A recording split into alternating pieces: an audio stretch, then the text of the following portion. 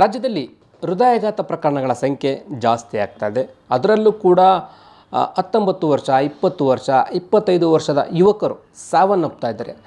ಯುವಕರು ಹಠಾತ್ ಹೃದಯಾಘಾತಕ್ಕೆ ಬಲಿಯಾಗಲಿಕ್ಕೆ ಕಾರಣ ಧೂಮಪಾನ ಮತ್ತು ಮದ್ಯಪಾನ, ಮಾದಕ ಸೇವನೆ, ಇನ್ನಿತರ ಜೀವನ ಶೈಲಿಯಿಂದಾಗಿ ಸಾವನ್ನಪ್ತಾ ಇದ್ದಾರೆ ಅನ್ನುವಂಥದ್ದು. ಹಾಗಿದ್ರೆ ಧೂಮಪಾನ ಯುವಕರ ಮೇಲೆ ಎಷ್ಟರ ಮಟ್ಟಿಗೆ ಪರಿಣಾಮ ಬೀರ್ತಾ ಇದೆ, ಯಾವ ರೀತಿಯಂಥ ರಿಸ್ಕ್ ಫ್ಯಾಕ್ಟರ್ಸ್ ಈಗ ಪತ್ತೆ ಆಗಿದೆ ಅನ್ನೋ ವಿಚಾರಕ್ಕೆ ಸಂಬಂಧಪಟ್ಟಂತೆ ಮಾತಾಡೋಕ್ಕೆ ನಮ್ಮ ಜೊತೆ ಈಗ ತಜ್ಞ ವೈದ್ಯರಾದಂಥ ಡಾಕ್ಟರ್ ವಿಶಾಲ್ ರಾವ್ ಸರ್ ಇದ್ದಾರೆ. ಮಾತಾಡ್ಸೋಣ.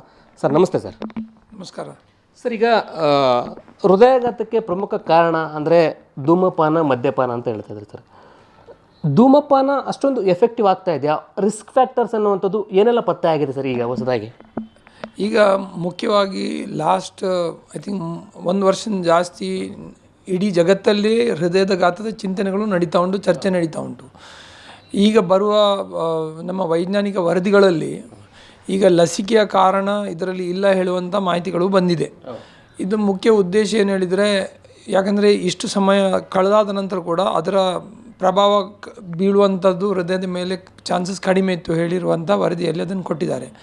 ಆದರೂ ಕೂಡ ಸೈಂಟಿಫಿಕ್ ಅಂದರೆ ಈ ವೈಜ್ಞಾನಿಕ ಸಂಸ್ಥೆಗಳಲ್ಲಿ ಮತ್ತು ನಮ್ಮ ವೈದ್ಯರ ಸಂಘಟನೆಗಳಲ್ಲಿ ಆಗುವಂಥ ಚರ್ಚೆಗಳು ಒಂದು ಮಾತ್ರ ನಿಜ, ನಾವು ಪುನಃ ಈ ಹಾರ್ಟ್ ಅಟ್ಯಾಕ್ಗಳನ್ನು ಕಂಡುಬರುವುದು ಕಾಣ್ತಾ ಇದ್ದೇವೆ.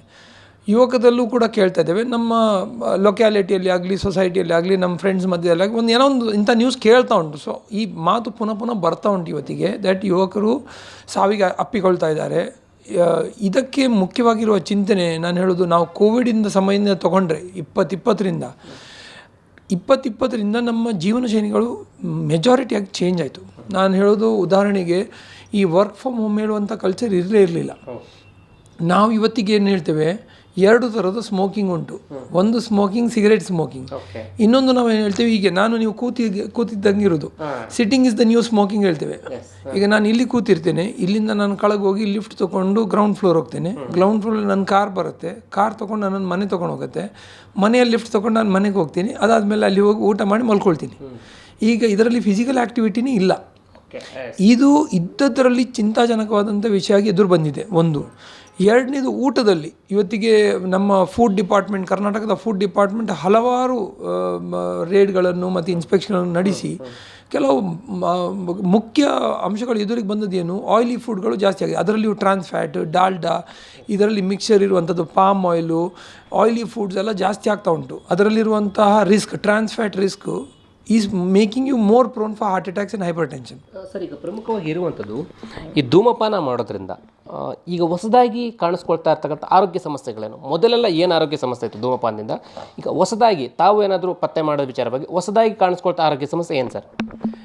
ಇದಕ್ಕೊಂದು ನಮ್ಮ ಜನಸಾಮಾನ್ಯರಿಗೆ ಅರ್ಥ ಮಾಡ್ಕೊಳ್ಳೋಕ್ಕೆ, ಈ ಟೇಬಲ್ನ ಶಕ್ತಿ 10 ಹೊಡೆತದ ಇದ್ದರೆ, ಈಗ ನನ್ನ ಆಲ್ರೆಡಿ ನಾನು 6 ಸತಿ ಹೊಡೆದಿದ್ದೇನೆ.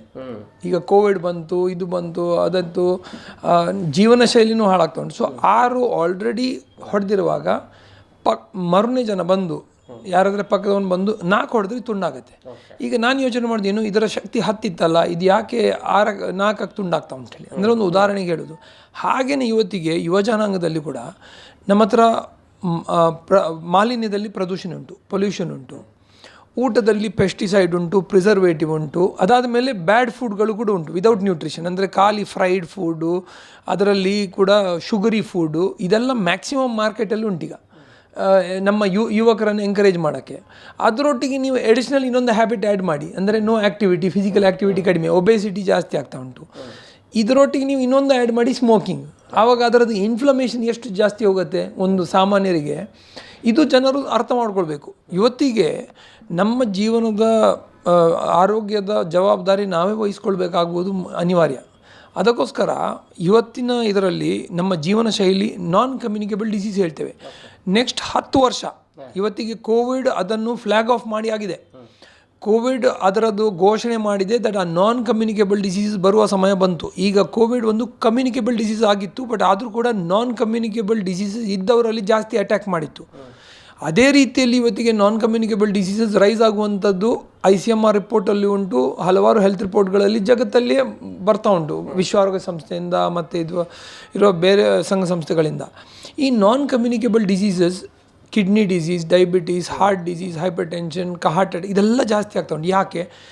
ಮುಖ್ಯವಾಗಿ ಜೀವನ ಶೈಲಿ. ಇದರಲ್ಲಿ ನಮ್ಮ ನಾನು ಹೇಳಿದಂಗೆ ವಾಯು ಮಾಲಿನ್ಯ, ನೀರಿನ ಮಾಲಿನ್ಯ, ಅದರೊಟ್ಟಿಗೆ ಊಟದ ಮಾಲಿನ್ಯ, ಅದಲ್ಲದೆ ನಾವು ಅದರೊಟ್ಟಿಗೆ ನಾವು ಹೊಸ ವ್ಯಸನಗಳನ್ನು ಅಪ್ಪಿಕೊಂಡ್ರೆ ಸ್ಮೋಕಿಂಗ್ ಅಂಥದ್ದು, ಪ್ರತಿಯೊಂದು ಸಿಗರೆಟಲ್ಲಿ 6,000 ರಾಸಾಯನಿಕಗಳುಂಟು.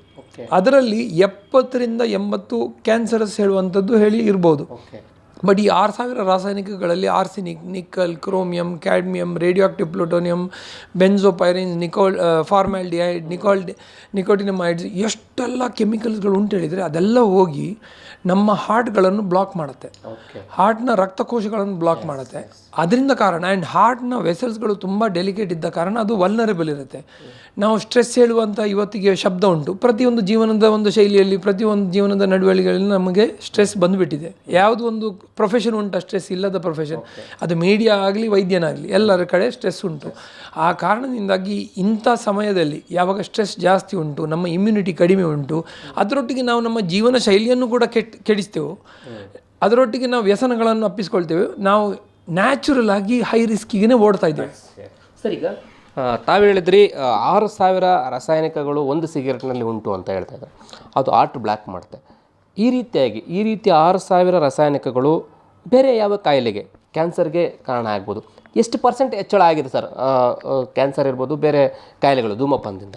ನಾನು ಹೇಳೋದು ಮುಖ್ಯವಾಗಿ ನಾವು ಅರ್ಥ ಮಾಡ್ಕೊಳ್ಳುವಂಥದ್ದು, ಈ ಧೂಮಪಾನ ಸೇವನೆಯಿಂದಾಗಿ ನಾನ್ ಕಮ್ಯುನಿಕೇಬಲ್ ಡಿಸೀಸಸ್, ಅಸಾಂಕ್ರಾಮಿಕ ರೋಗಗಳ ಸಂಖ್ಯೆಗಳು ಜಾಸ್ತಿ ಆಗೋದು ಅನಿವಾರ್ಯ. ಇದರಲ್ಲಿ ಪ್ರತಿಯೊಂದು ಶರೀರದ ಅಂಗ, ಅದು ಕಣ್ಣಿರಲಿ, ಕಾಲಿರಲಿ, ಅಥವಾ ಬ್ಲಡ್ ವೆಸಲ್, ಇದು ನಾವು ವ್ಯಾಸ್ಕ್ಯುಲರ್ ಡಿಸೀಸಸ್ ಹೇಳ್ತೇವೆ ಇರಲಿ, ಡಯಾಬಿಟೀಸ್ ಇರಲಿ, ಹೈಪರ್ ಟೆನ್ಷನ್ ಇರಲಿ, ಕಾರ್ಡಿಯಾಕ್ ಡಿಸೀಸ್ ಇರಲಿ, ಲಾಸ್ಟಿಗೆ ಇರೋದು ಕ್ಯಾನ್ಸರ್. ಈಗ ಎಲ್ಲದನ್ನು ಉಳಿದರೆ ಅವನು ಕ್ಯಾನ್ಸರ್ ಹೊರಗೆ ಬರ್ಬೋದು.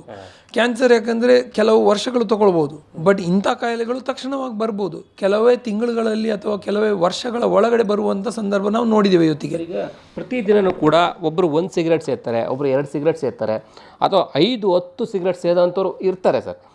ಅಂಥವ್ರಿಗೆ ಏನು ಸಲಹೆ ಕೊಡೋಕ್ಕೆ ಹೇಳಕ್ಕೆ ಬಯಸ್ತೀರಾ? ಸಡನ್ನಾಗಿ ಅವರು ಬಿಡಬೇಕು ಅಂತ ಅನಿಸಲ್ಲ, ಬಿಡಬೇಕು ಅಂತ ಅನಿಸಿದ್ರು ಕೂಡ ಅವರು ಆ ಮನಸ್ಸು ಮಾಡೋದಿಲ್ಲ, ಏನು ಮಾಡ್ಬೇಕು ಅವ್ರಾಗ? ಮುಖ್ಯವಾಗಿ ಇವತ್ತಿಗೆ ನಾನು ಯಾವಾಗಲೂ ಇಲ್ಲಿ ಕ್ಯಾನ್ಸರ್ ಪೇಷಂಟ್ಗಳ OPDಯಲ್ಲಿ ನೋಡುವಾಗ ಎಷ್ಟೋ ಕ್ಯಾನ್ಸರ್ ಪೇಷಂಟ್ ಹೇಳ್ತಾರೆ, ಸರ್ ನಾನು ಇಷ್ಟು ವರ್ಷ ಖಾಲಿ 1 ಸಿಗರೆಟ್ ದಿನಕ್ಕೆ ಹೇಳ್ದದು. ನಾವು ವಿಷ ಪದಾರ್ಥವನ್ನು 1 ತೊಗೊಂಡ್ರು 10 ತೊಗೊಂಡ್ರು ಅದು ವಿಷನೇ ಇರುತ್ತೆ. ಈಗ ಇದರಲ್ಲಿ ನಾವು ಏನು ಅರ್ಥ ಮಾಡ್ಕೊಳ್ತಾ ಇಲ್ಲ ಹೇಳಿದರೆ, ತಮ್ಮ ಶರೀರಕ್ಕೆ ಇರುವ ರೋಗ ನಿರೋಧಕ ಶಕ್ತಿ ಒಬ್ಬೊಬ್ಬರಲ್ಲಿ ಬೇರೆ ಬೇರೆ. ಅಂದರೆ ಈಗ ನನಗೆ 3 ಜನಕ್ಕೆ ನಮಗೆ ಜ್ವರ ಬಂದರೆ ಅದರಲ್ಲಿ ನನಗೆ 2 ದಿನದಲ್ಲಿ ಗುಣ ಆಗುತ್ತೆ, ನಿಮಗೆ 5 ಅವರು ಆಸ್ಪತ್ರೆಗೆ ಅಡ್ಮಿಟ್ ಆಗ್ಬೋದು. ಅಂದರೆ ಅದೇ ವೈರಸ್, ಅದೇ ಬ್ಯಾಕ್ಟೀರಿಯಾ ನಮ್ಮ ಶರೀರದಲ್ಲಿ ನುಗ್ಗುವಾಗ ನಮ್ಮ ರೋಗ ನಿರೋಧಕ ಶಕ್ತಿಯ ಅನುಸಾರವಾಗಿ ಅದು ತನ್ನ ಪ್ರಭಾವವನ್ನು ತೋರಿಸ್ತದೆ.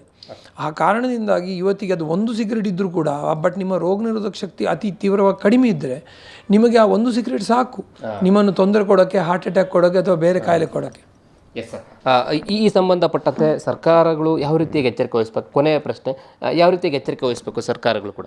ಐ ಥಿಂಕ್ ಪ್ರತಿಯೊಂದು ನಮ್ಮ ದೇಶದ ರಾಜ್ಯಗಳಲ್ಲಿ ಈ ಆರೋಗ್ಯ ಹೇಳುವಂಥ ವಿಷಯ, ಹೇಳುವಂಥ ವಿಷಯ ಈಗ ಮುಖ್ಯವಾಗಿ ಸ್ಟೇಟ್ನ ಸಬ್ಜೆಕ್ಟ್, ಜವಾಬ್ದಾರಿ. ಇದರಲ್ಲಿ ರಾಜ್ಯಗಳ ಪಾತ್ರ ತುಂಬ ಇಂಪಾರ್ಟೆಂಟ್ ಆಗಿರುತ್ತೆ. ಅದರಲ್ಲೂ ಕೂಡ ಪಬ್ಲಿಕ್ ಹೆಲ್ತ್, ನನ್ನ ಅಭಿಪ್ರಾಯದಲ್ಲಿ ಇವತ್ತಿಗೆ ನಾವು ಆಸ್ಪತ್ರೆಗಳನ್ನು ಜಾಸ್ತಿ ಮಾಡುವುದಲ್ಲ, ಆಸ್ಪತ್ರೆಗಳನ್ನು ಕಡಿಮೆ ಮಾಡುವ ಕಾರ್ಯಕ್ರಮಗಳನ್ನು ಜಾಸ್ತಿ ಮಾಡಬೇಕು. ಪ್ರಿವೆಂಟಿವ್ ಹೆಲ್ತ್ ಬಗ್ಗೆ ಜಾಸ್ತಿ ಗಮನ ಕೊಡಬೇಕಾಗತ್ತೆ. ಆ್ಯಂಡ್ ಎಲ್ಲ ರಾಜ್ಯಗಳ ಜವಾಬ್ದಾರಿ ಇರೋದು ಇನ್ಶೂರೆನ್ಸ್ ಜಾಸ್ತಿ ಮಾಡೋದಲ್ಲ, ಬಟ್ ನಾವು ಕಾಯಿಲೆಗಳನ್ನು ಕಡಿಮೆ ಹೇಗೆ ಮಾಡ್ಬೋದು, ಪ್ರಿವೆಂಟಿವ್ ಹೆಲ್ತಲ್ಲಿ ಪಾಲಿಸಿಗಳನ್ನು ಹೇಗೆ ಮಾಡ್ಬೋದು. ಆ್ಯಂಡ್ ಕರ್ನಾಟಕ ಕೂಡ ಇದೇ ರೀತಿಯಲ್ಲಿ ಕೆಲವು ಹೆಜ್ಜೆಗಳನ್ನು ತೊಗೊಂಡಿದೆ. ಪಬ್ಲಿಕ್ ಹೆಲ್ತಲ್ಲಿ ಈಗ ನಾವು ಹಲವಾರು ವರ್ಷಗಳಿಗೆ ಲೀಡರ್ ಆಗಿದ್ದೇವೆ ಪ್ರಿವೆನ್ಷನ್. ಈಗ ಹುಕ್ಕಾ ಬ್ಯಾನ್ ಕರ್ನಾಟಕದಲ್ಲಿ ಮೊದಲನೇದಾಗಾಯಿತು, ಈ ಸಿಗರೇಟು ಮೊದಲನೇದಾಗಾಯಿತು. ಸೊ ತಂಬಾಕು ನಿಯಂತ್ರಣದಲ್ಲಿ ಮತ್ತು ವ್ಯಸನಗಳ ನಿಯಂತ್ರಣದಲ್ಲಿ ನಮ್ಮ ಪಾತ್ರ ಮುಖ್ಯವಾಗಿದೆ, ಬೇರೆ ರಾಜ್ಯಗಳಿಗೂ ಉದಾಹರಣೆ ಆಗಿ. ಈ ಮಟ್ಟದಲ್ಲಿ ನಾವು ಇನ್ನೂ ಕೂಡ ಇದನ್ನು ಕಡಿಮೆ ಮಾಡದೆ ಜಾಸ್ತಿ ಪ್ರಯತ್ನ ಮಾಡಿ ನಾನ್ ಕಮ್ಯುನಿಕೇಬಲ್ ಡಿಸೀಸಸ್ನ ವರ್ಗವನ್ನು ಸ್ಟ್ರೆಂಥನ್ ಮಾಡಿ ಕಾಯಿಲೆಗಳನ್ನು ಕಡಿಮೆ ಮಾಡೋಕ್ಕೆ ಯಾವ ಪ್ರಿವೆನ್ಷನ್ ಪಾಲಿಸಿ ಮಾಡಬೇಕು ಹೇಳುವಂಥದ್ದು ಯೋಚನೆ ಮಾಡಬೇಕಾಗತ್ತೆ. ಇದರಲ್ಲಿ ICMR ಅವರು ಮತ್ತು ಹಲವಾರು ನೀತಿ ಆಯೋಗ, ಬೇರೆ ಥರದ ಏಜೆನ್ಸಿಗಳು ಕೆಲವು ಒಳ್ಳೆ ಸಜೆಷನ್ ಕೊಟ್ಟಿದ್ದಾರೆ. ಮುಖ್ಯವಾಗಿ ಹೇಳೋಕ್ಕೆ health in all approach is very important ಹೇಳಿ. ಹೆಲ್ತ್ ಇನ್ ಆಲ್ ಅಪ್ರೋಚ್ ಹೇಳಿದರೆ ಈಗ ಆರೋಗ್ಯ ಇಲಾಖೆ ಬರೀ ಕಾಯಿಲೆಯನ್ನು ನೋಡ್ಕೊಳ್ಳೋದಲ್ಲ, ಆರೋಗ್ಯವನ್ನು ನೋಡ್ಕೊಳ್ಬೇಕಾಗತ್ತೆ. ಅದೇ ರೀತಿಯಲ್ಲಿ ಮುನ್ಸಿಪಾಲಿಟೀಸ್ ಇರಲಿ ಅಥವಾ ಅಗ್ರಿಕಲ್ಚರ್ ಇರಲಿ, ಪ್ರತಿಯೊಬ್ಬರ ಪಾತ್ರ ಇದರಲ್ಲಿ ಮುಖ್ಯವಾಗಿರುತ್ತೆ. ಹೇಳುವಕ್ಕೆ health in all policy approach ಮಾಡುವಂಥ ಒಂದು ಇಂಥ ಒಂದು ಯೋಚನೆಯಲ್ಲಿ ನಾವು ಎದುರು ತೊಗೊಂಡು ಹೋಗ್ಬೇಕಾಗತ್ತೆ ಇದನ್ನು. ಎಸ್, ಇದು ತಜ್ಞ ವೈದ್ಯರಾದಂಥ ಡಾಕ್ಟರ್ ವಿಶಾಲ್ ರಾವ್ ಸರ್ ಹೇಳ್ತಾ ಇರ್ತಕ್ಕಂಥದ್ದು. ಮದ್ಯಪಾನ, ಧೂಮಪಾನ ಅಥವಾ ಇನ್ನಿತರ ಮಾದಕ ಸೇವನೆಗಳು ಯಾವ ರೀತಿಯಾಗಿ ದೇಹದ ಮೇಲೆ ಪರಿಣಾಮವನ್ನು ಬೀರ್ತವೆ ಮತ್ತು ಅಸಾಂಕ್ರಾಮಿಕ ರೋಗಗಳಿಗೆ ಮಾರ್ಗ ಮಾಡುತ್ತೆ ಅನ್ನೋದನ್ನು ವಿವರವಾಗಿ ಮಾಹಿತಿಯನ್ನು ಕೊಟ್ಟಿರುವಂಥದ್ದು. ಈ ಸಡನ್ ಹಾರ್ಟ್ ಅಟ್ಯಾಕ್ ಡೆತ್ ಕೂಡ ಆಗ್ತಾ ಇರುವಂಥದ್ದು ಸಿಗರೇಟ್ ಸೇವನೆಯಿಂದಲೂ ಕೂಡ ಆಗ್ತಾ ಇದೆ. ಹಾಗಾಗಿ ಯುವಕರು ಎಚ್ಚೆತ್ತುಕೊಂಡು ಈಗಲಿಂದನೇ ಸಿಗರೇಟ್ಗಳನ್ನು ಬಿಡಬೇಕಾಗುತ್ತೆ. ಅದಕ್ಕೆ ವ್ಯಸನಗಳು ಆಗಲೇಬಾರ್ದು. ಇಲ್ಲದೆ ಹೋದರೆ ಮುಂದಿನ ಜೀವನದಲ್ಲಿ ಆರೋಗ್ಯದ ಮೇಲೆ ದೊಡ್ಡ ಪರಿಣಾಮ ಬೀರೋದ್ರಲ್ಲಿ ಯಾವುದೇ ರೀತಿ ಅನುಮಾನ ಇಲ್ಲ. ಕ್ಯಾಮರಾ ಪರ್ಸನ್ ನವೀನ್ ಜೊತೆ ಲೋಕೇಶ್ ಕೊಡಗದಾಲ, ಪಬ್ಲಿಕ್ ಟಿವಿ, ಬೆಂಗಳೂರು.